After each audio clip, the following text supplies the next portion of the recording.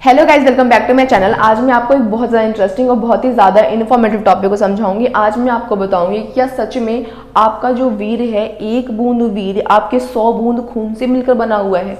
बहुत सारे लोगों की ये मान्यता है, बहुत ही पुराने समय से ये मान्यता है कि जो आपका एक बूंद सीमेन है ना, सिर्फ एक बूंद सीमेन, वो आपके 100 बूंद खून से मिलकर बना हुआ है। इस बात में कितनी सच्चाई है, शायद इसीलिए ये तथ्य भी जुड़ा हुआ है कि अगर आप एक बूंद सीमेन को बाहर इजैकुलेट करते हो, यानी कि एक बूंद वीर आपका बाहर निकला, इसका मतलब एक बूंद वीर बाहर नहीं निकला, आपका 100 बूंद खून बाहर निकला।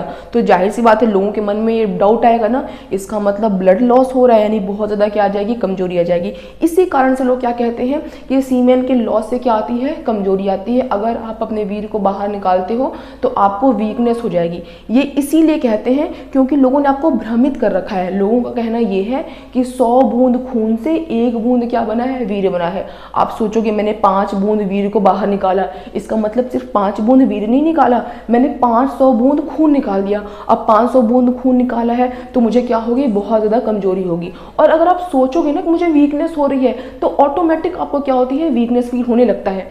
इवन जब आप सीमेन को इजैकुलेट करते हो तो उस टाइम के लिए आपको थोड़ी बहुत थकान फील होती है, बट वो ऐसा नहीं कि अब आपको हमेशा के लिए अब थक गए, अब आपके अंदर कमजोरी आ गई। वो कुछ टाइम के लिए होता है, कुछ देर के लिए होता है, वापस आप बिल्कुल क्या हो जाते हो, नॉर्मल हो जाते हो।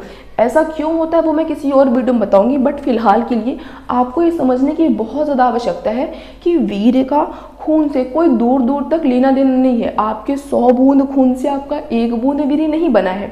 ये पहले के टाइम पे लोग करते थे, क्योंकि पहले के टाइम पे लोगों की मान्यता क्या थी कि जो वीर है ना, वो स्टोर करने वाली चीज़ है। वीर को हम क्या करके रखेंगे, बचा कर रखेंगे, हम बहुत ज़्यादा ताकतवर हो जाएंगे। अगर मुझे एक बात बताओ, अगर वीर स्टोर करने वाली चीज़ होती तो जो लोग वीर स्टोर करते वो क्या कहते, आप जाते हैं डॉक्टर के पास, चेक कराते हैं कि डॉक्टर बताओ 1 लीटर वीर्य हो गया कि 2 लीटर वीर्य हो गया। अगर वो स्टोर करते तो कहीं तो स्टोर होता ना, और दिन प्रतिदिन क्या होते हैं, ताकतवर हो जाते। बट मैंने आपको समझा रखा कि वीर कहीं भी स्टोर करने की आपके पास जगह नहीं है।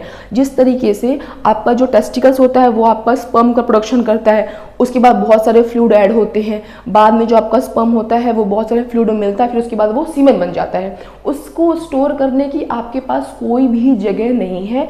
वो अगर आप किसी भी सेक्सुअल एक्टिविटी में पार्टिसिपेट करते हो तो वहाँ पे उस दौरान आपका सीमेन, आपका वीर बाहर इजैकुलेट हो जाएगा। बट अगर आप किसी भी एक्टिविटी में पार्टिसिपेट नहीं कर रहे हो तो या फिर नाइट फॉल के रूप में वो क्या होगा, आपके शरीर से बाहर निकल आएगा, आपको बिना पता लगे वो बाहर निकल जाएगा, क्योंकि आपके पास स्टोरेज की कोई जगह ही नहीं है। जब स्टोरेज का कोई जगह ही नहीं है तो वो स्टोर कहाँ होगा, वो तो बाहर निकलेगा ही निकलेगा। जैसे कि एक गिलास पानी है, बिल्कुल ग्लास भरी हुई है, बिल्कुल फुल है वो ग्लास, अब उसमें आप और पानी डालोगे तो वो जाहिर सी बात है पानी कहाँ निकलेगा, बाहर निकलेगा ना, क्योंकि अब उस ग्लास में बिल्कुल भी जगह नहीं है। वैसे ही आपके पास भी जगह नहीं है। जो सीमेन होता है, जो वीर होता है, वो 24/7 लगातार दिनों रात बनने वाली, दिनों रात चलने वाली क्या है, प्रक्रिया। लगातार आपका वीर बनता ही जा रहा है, बनता ही जा रहा है, स्टोर करने की कोई जगह है नहीं, तो जाहिर सी बात है वो क्या होगा, बाहर निकलेगा। अगर आपका वीर बाहर निकल रहा है, यानी कि 100 बूंद खून बाहर निकल रहा है, 1 बूंद वीर निकला, ओ माई गॉड 100 बूंद खून लॉस हो गया, 2 बूंद वीर निकला, ओ माय गॉड 200 बूंद खून लॉस हो गया, तो आपके मन में ये धारणा आएगी ना, क्योंकि आपको डरा रखा है, आपको भ्रमित कर रखा है। लेकिन वो चीज़ निकलने वाली ही चीज़ है।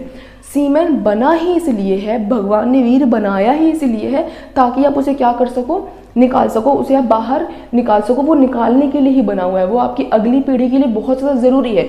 अगर वीर बाहर नहीं निकलता तो क्या लोगों की अगली पीढ़ी आती, नेक्स्ट जनरेशन लोगों की आती? बिल्कुल नहीं आती। जो चीज़ निकालने के लिए बनी हुई है उसके निकलने पे कमजोरी क्यों आएगी? जैसे कि जो आपका स्पर्म है या फिर जो आपका सीमेन है वो किन चीज़ों से निकलता है, आपके ग्लैंड से निकलता है, आपकी ग्रंथियों से निकलता है। अब जैसे कि जो शुक्राणु यानी कि स्पर्म है वो टेस्टिकल से निकलता है। टेस्टिकल्स भी क्या है, ग्लैंड है। टेस्टिकल स्पर्म का भी प्रोडक्शन करता है, टेस्टोस्टेरोन हार्मोन्स को भी सेक्रेट्स करता है। तो जो आपका टेस्टिकल्स है वो भी एक ग्लैंड है, एक ग्रंथि है, जो कुछ फ्लूइड्स का क्या कर रहा है, सेक्रेशन कर रहा है, कुछ हार्मोन्स का भी क्या कर रहा है, सेक्रेशन कर रहा है। आपकी बॉडी में बहुत सारे ऐसे ग्लैंड होते हैं। आपके मुंह में ग्लैंड होता है ना, सलाइवरी ग्लैंड, वो क्या करता है, सलाइवरी एमाइलेज नाम का एंजाइम, यानी कि जो आपके मुंह में जो लार बनती है ना, वो उसका भी क्या करता है, एक ग्लैंड उसका प्रोडक्शन कर रही है।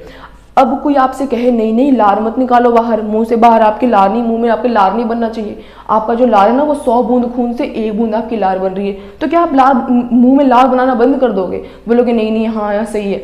ऐसा नहीं कर सकते ना, क्योंकि वो चीज़ निकलने के लिए ही बनी हुई है। जो आपके मुंह में जो ये एंजाइम बन रहा है वो आपके कार्ब्स को आपके स्टार्च यानी कि सिंपल शुगर में कन्वर्ट करता है, वो ज़रूरी है। इसलिए आपके ग्लैंड ने आप समझ रखा है कि आपके लिए ये एंजाइम ज़रूरी है, आपके मुंह में लार बनना ज़रूरी है, तो वो निकलेगा ही निकलेगा, उसका काम ही क्या है, निकलने का। सेकेंड चीज़, आपके बॉडी में पसीने होते हैं ना, स्वेटिंग होती है। वो स्वेटिंग कैसे, स्वेट ग्लैंड्स होते हैं, वो क्या कर रहे हैं, आप पसीने का सेक्रेशंस कर रहे हैं। अब बोलो नहीं पसीने के निकलने से ना बहुत ज़्यादा कमजोरी आ जाती है, हमको पसीने नहीं निकालने हैं। इस बात में क्या बिल्कुल सच्चाई है? कोई आपसे कहेगा कि पसीने निकालोगे तो आपको कमजोरी हो जाएगी, तो क्या आप उसकी बात मान लोगे? नहीं मानोगे ना। तो सिर्फ ये चीज़ क्या होती है, आपको भ्रमित करने के लिए बताई गई है कि 100 बूंद खून से 1 बूंद वीर्य बन रहा है।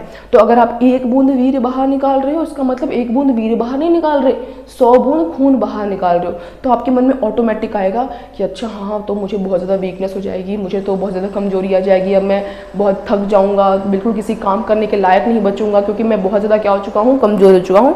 तो आपके मन में ये सारी दिक्कतें आएंगी, सारी डाउट आएंगे। और जब हम इस चीज़ को सोचते हैं ना, तो हमको ऑटोमेटिक वो चीज़ फील होने लगती है। अब जैसे आपका जो वीर है उसमें क्या क्या चीज़ें होती है, देखो एक आपके पास होता है समाइनल वेसिकल्स, इसे आप समाइनल ग्लैंड भी कहते हो, जो कि 60% फ्लूइड ऐड करता है, 60% फ्लूइड को बाहर निकालता है।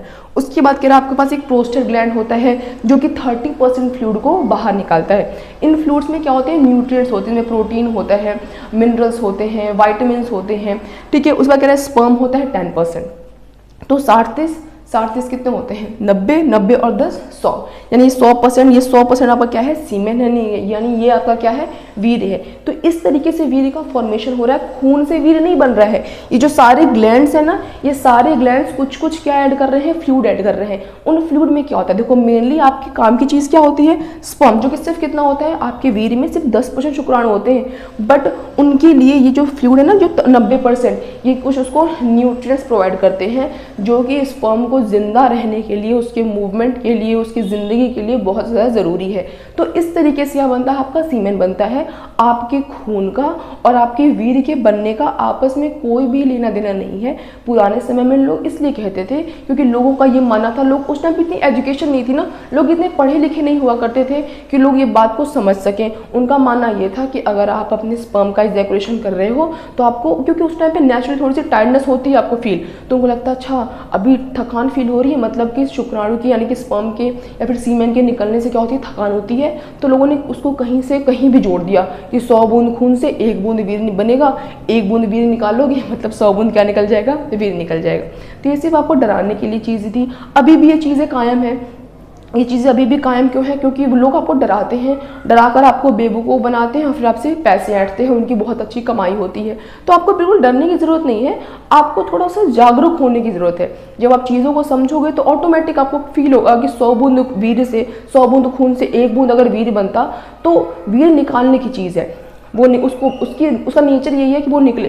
लेकिन खून क्या निकालने के लिए बना हुआ है?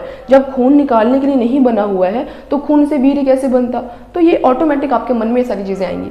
तो आज की इस वीडियो के लिए बस इतना ही, मिलेंगे नेक्स्ट वीडियो में किसी और बहुत ही इंटरेस्टिंग और इन्फॉर्मेटिव टॉपिक के साथ। तब तक अगर आपको मेरी आज की वीडियो अच्छी लगी हो, इन्फॉर्मेटिव लगी हो, तो मेरी वीडियो को लाइक कर देना और ऐसे और इन्फॉर्मेटिव वीडियोज़ के लिए मेरे चैनल सब्सक्राइब करना। That's all, bye guys.